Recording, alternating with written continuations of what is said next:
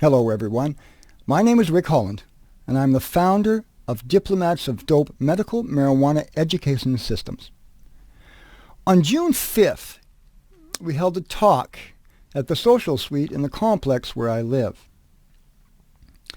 And I invited 45 pastors and reverends and spiritual leaders from the churches from the Fraser Valley.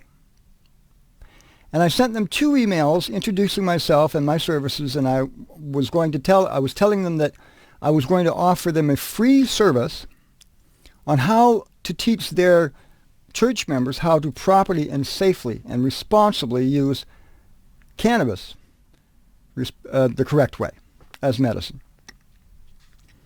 And I sent out 45 requests. I sent it out twice.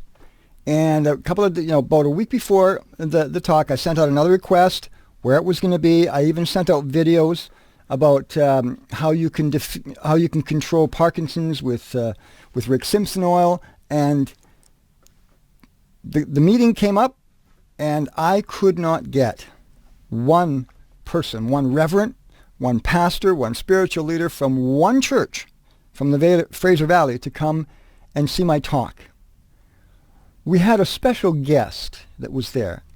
Her name was Suzannes, and she was on over 9 medications for pain and suffering. And with the use of cannabis, she's able to completely control, for the most part, her issues, her health issues. Keep in mind that this was a person that overdosed on opioids 4 times. Cannabis is the only thing that she claims helps her. So when I didn't get any response from the Christian church whatsoever for my talk on June 5th, my free talk and my free services that I was going to offer the Christian church, I emailed a very famous medical doctor in the States who was also a very famous cannabis doctor. And I explained what I sent out 45 emails to the local Christian churches, and no response. And his advice was to walk away and to offer my services to someone else in some place else. You see, I'd mistakenly thought that the greatest need is in the church.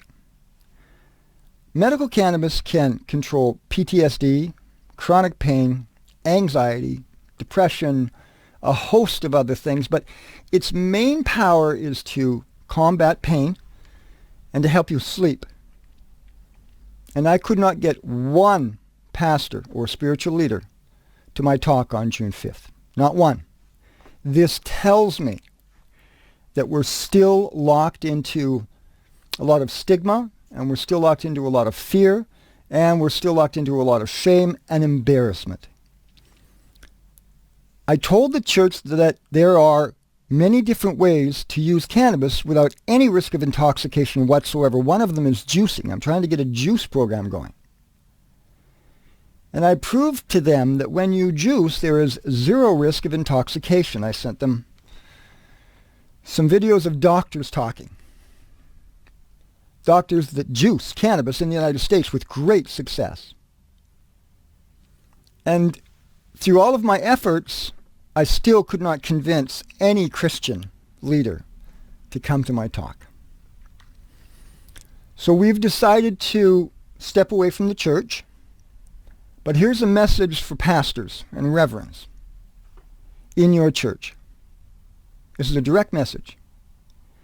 There are people in your church, especially the larger churches, that have people in there that are hurt. They're really bad, physically hurt. And for some of them, the pain is going to get so bad that they will commit suicide. Of that, there is no doubt. It's just, they don't want to die. They just want the pain to stop. They just need the pain, and there's no hope.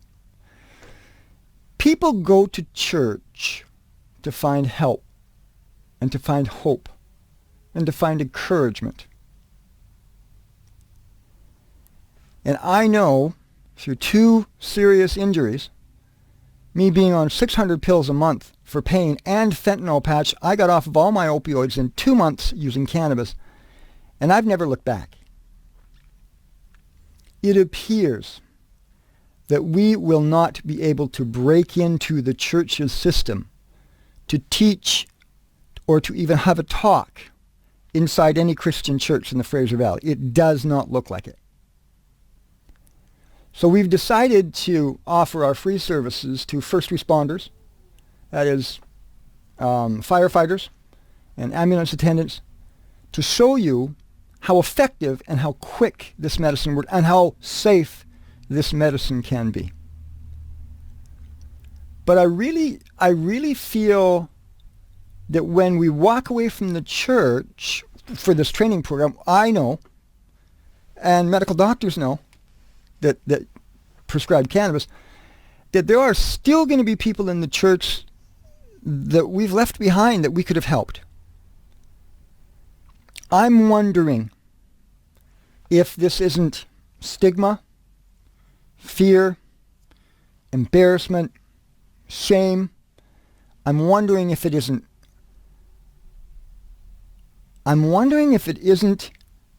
a way to, I don't know exactly what it is. I was quite disappointed that not one person from the Christian church would come to my talk. So what I'd like to do is I would like to send you a video of a friend of mine that I've been working with cannabis. And she was on the cannabis program for the government, and it really was, it's a week program. So I took her under my wing and I took her down to the Compassion Club, and I've got her fixed up with the right medicine. This medicine works. And I can almost guarantee you with certainty that anybody that has chronic pain, I can work with them and get their chronic pain down to 90% handled. But we have been asked, here's the thing. The church's decision to do nothing, to not come to a talk, to not educate themselves, to not find out about medical marijuana, is also a decision. There are people in your church that desperately need your help. And as church leaders, as reverends, as pastors, and spiritual leaders, when someone gets chronic pain so bad or a disease so bad they can't control the pain, and then they commit suicide, you're going to go to their grave and you're going to say some beautiful things over their grave that are wonderful and lovely. And you're going to say, we're all going to miss them. When that was unavoidable. No, it's not unavoidable. Using cannabis to stop chronic pain in its tracks is completely avoidable. Using cannabis to prevent people from committing suicide because of chronic pain is completely avoidable. And you as a reverend, or you as a pastor, or you as a spiritual leader in a Christian church, you really need to know that. That the horrible suffering that goes on in the church, the majority of it, physically, mentally, can be effectively treated with cannabis. I am truly sorry that we have to walk away from the church knowing that this medicine has helped so many people. I grew up in a dysfunctional family. I know what dysfunction looks like. And here are the rules of dysfunction. And it happens in the Christian church. A, we're not allowed to talk about it. B, we're not allowed to talk about it. C, we just don't talk about it. That's the 3 steps of dysfunction that are universally accepted all over the world. When I approach the church, I know that there's the greatest need in the church. I can't get into their church. But as church members, if you're a pastor, if you're reverend, if you're a spiritual leader, simply will not talk to you about medical cannabis. Please email me. Go to our webpage at diplomatsofdope.com. Give me an email at diplomatsofdope@gmail.com, and I will send you articles, videos, proof from doctors, medical doctors, stating how we can use cannabis safely to get rid of chronic pain control, epilepsy control, Parkinson's. You should see the video we do on Parkinson's and MS. I thought Christians were supposed to help each other. That's what I was here to do.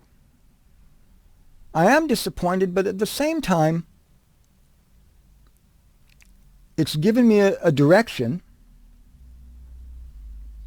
but I know that I have to leave some people behind that are in horrible pain in the church. To those people, I sincerely apologize. Get a hold of me, diplomatsofdope.com, and we can get together possibly in groups. But if your pastor or your reverend is keeping you from even learning, even having a talk about medical cannabis, I think you should perhaps question their motives or their reasons. They don't know anything about medical cannabis. Your pastor or your spiritual leader of your Christian church, they don't know anything about medical cannabis. They think it has no medical value, and they think it's highly addictive.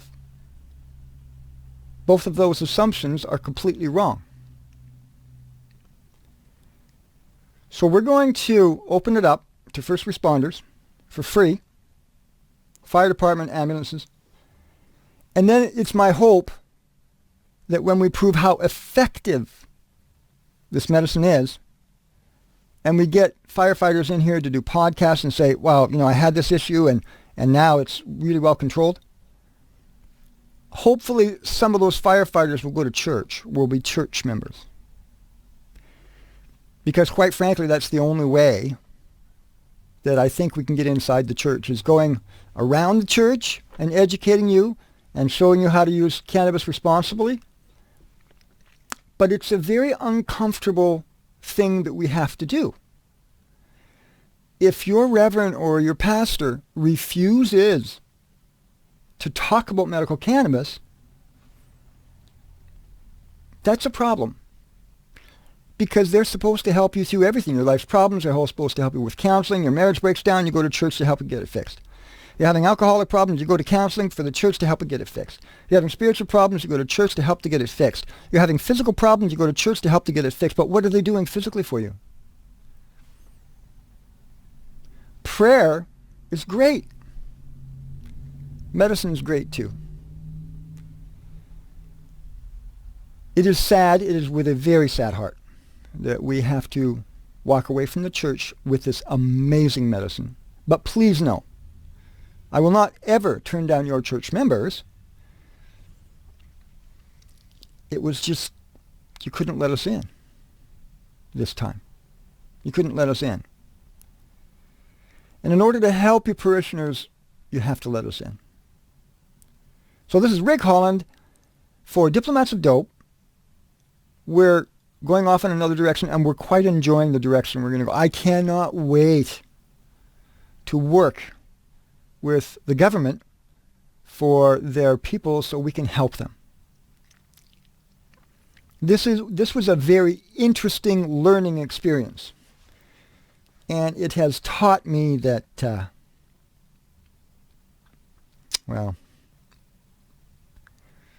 sometimes praying isn't enough.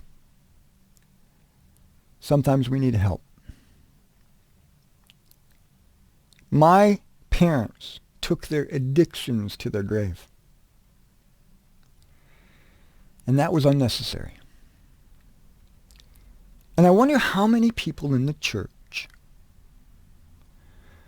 are either going to carry that addiction for their life and die with their addictions, or suffer horribly from physical pain and suffering, MS, Parkinson's, chronic pain, IBS. It makes no sense to keep a medicine like that from them.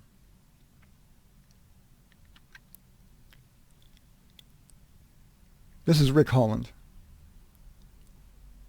owner of Diplomats of Dope Medical Marijuana Training Systems, telling you that I really, sincerely wanted to help the church, but there was no interest. Doesn't mean there's no interest in cannabis. It just means the church is not interested. If you need to contact me for any reason to find out how safely to use medical cannabis, please do not hesitate to contact me. My name is Rick Holland. My website is diplomatsofdope.com. My email is diplomatsofdope@gmail.com. Thanks, folks, so much for listening to me, and we will see you in other videos in the future. Take care. Be healthy and be safe. Bye-bye. And I will introduce to you Suzanne, a friend of mine. And her story, I think it's going to be very important because a lot of people say, how do you get off of opioids with cannabis? She's got a great story. So could you come up, please, Suzanne? Thank you. And you, boyfriend. Good evening, everyone. Firstly, I'd like to thank you for giving me the opportunity to share my testimony with you. My name is Suzanne, and I've been suffering from a rare and painful nervous system disease for the past 20 plus years. Still, most doctors have never heard of the illness that I battle, and they're unsure how to treat it. Eventually, I became physically and mentally dependent on various opioids, benzodiazepines, sedatives, muscle relaxants, and in addition, doctors also prescribed me antidepressants, receptor antagonist meds, anticonvulsants, anti-inflammatories, proton pump inhibitors, and inhalers. As a consequence of my overexposure to opioids, I experienced respiratory side effects, constipation, and had increased sensitivity to pain. I also had great difficulty emptying my bladder and had stomach ulcers and second-degree erosions in my esophagus and stomach lining. And because of my opioid tolerance, doctors kept increasing the dosage of my pain meds to achieve the same analgesic effect. The risk of addiction was equally devastating to my children and me. My sons and former spouse held a tearful intervention after I overdosed on opioids 4 times. And I also suffered from other pharmaceutical side effect related sicknesses. In all seriousness, I don't care if you're Superman or Superwoman, but when given to take in opioids habitually, one becomes addicted and pays a price. Back then, opioids hijacked and rewired my brain. I became emotionally numb and ceased talking. I was dead within and could barely put one word in front of the other to communicate effectively. And to boot, I was wheelchair bound for 8 years due to neural inflammation in the right side of my body. In like manner, it's also noteworthy to mention that there's no worthwhile treatments or effective pharmaceuticals that help to alleviate the unyielding symptoms of the disease that I fight, except for cannabis. To where I am today, I made numerous changes to better the quality of my life, regain the ability to walk again, and manage my pain using cannabis instead of opioids.